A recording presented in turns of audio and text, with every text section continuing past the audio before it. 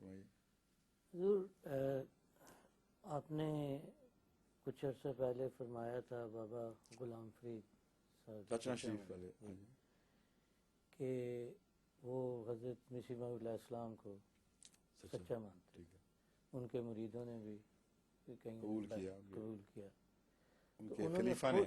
انہوں نے خود کیوں نہیں بیعت کی؟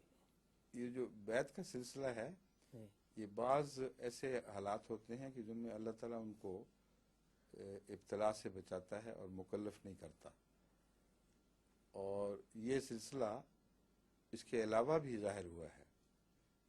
بعض دفعہ صرف دور کی تصدیق ان کے لیے کافی ہو جاتی ہے.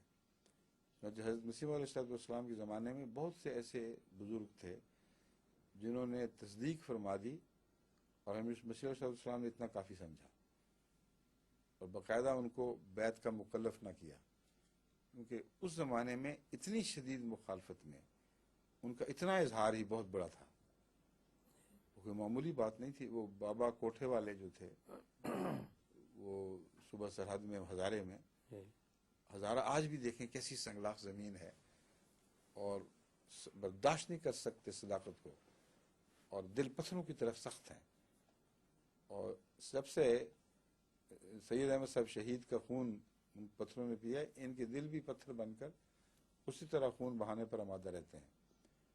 وہاں پیر پیدا ہوئے ہیں اور بڑی جرأت سے اعلان کیا ہے کہ حضرت مسیح علیہ السلام سچے ہیں، یہاں آنے والے ہیں اور سچے ہوں گے. اور اس کے بعد ان کے مریدوں نے اس وقت بعضوں نے بیعت کی، بعضوں نے صداقت کے اوپر ہی اکتفا کیا، اور مسیح علیہ السلام نے ان میں سے کسی کو پابند نہیں کیا.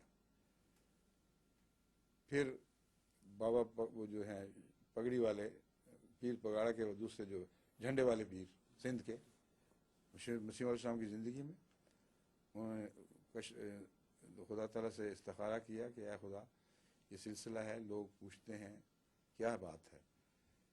تو نماز کے بعد وہ کہتے ہیں میں جب سویا تو اس وقت مجھے رویا میں حضرت محمد رسول اللہ صلی اللہ علیہ وسلم ظاہر ہوئے، اور آپ نے انگلی اٹھا کر مرزا صاحب کا ذکر کرتے ہوئے فرمایا صادقن صادقن صادقن، سچا ہے سچا ہے سچا ہے.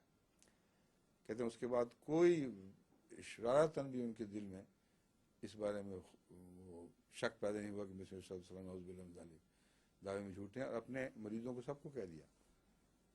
لیکن حضرت مسیح موعود علیہ السلام نے آپ کو بیعت پر مجبور نہیں کیا،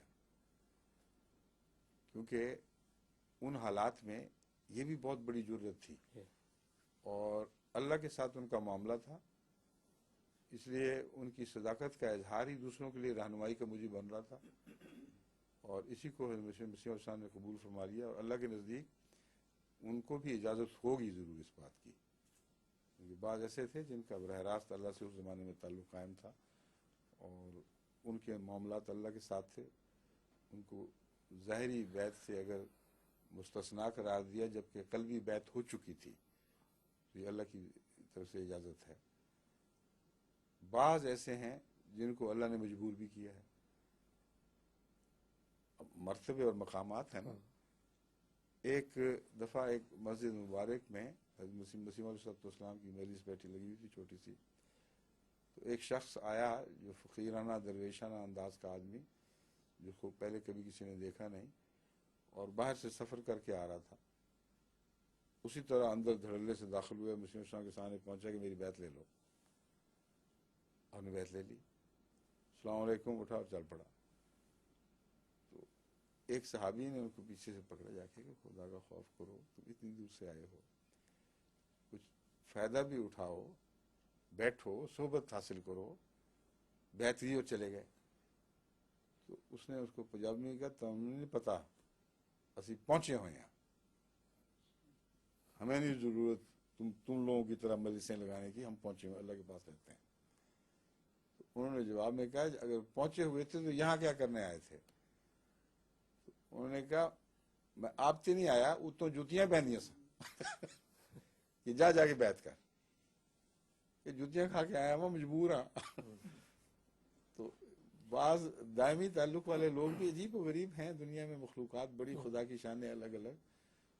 بعضوں کو خدا نے مجبور کیا ہے جس طرح یہ ان کا ہوا، اور بعضوں کو مجبور نہیں کیا، کیونکہ خدا ان کے نزدیک ان کی قلبی حالت ایسی تھی، وہ بیت ہی میں داخل تھے، اور جرأت سے ان کا اظہار کرنا ہی ایک قسم کی بیت تھا، اور اس حالت سے لوگوں کو زیادہ فائدہ پہنچ سکتا تھا بنسبت اس کے کہ وہ بیعت کر کے اپنے مریدوں سے کلیتاً کٹ جاتے اور جو ان کی ہدایت کر سکتے تھے وہ نہ کرتے۔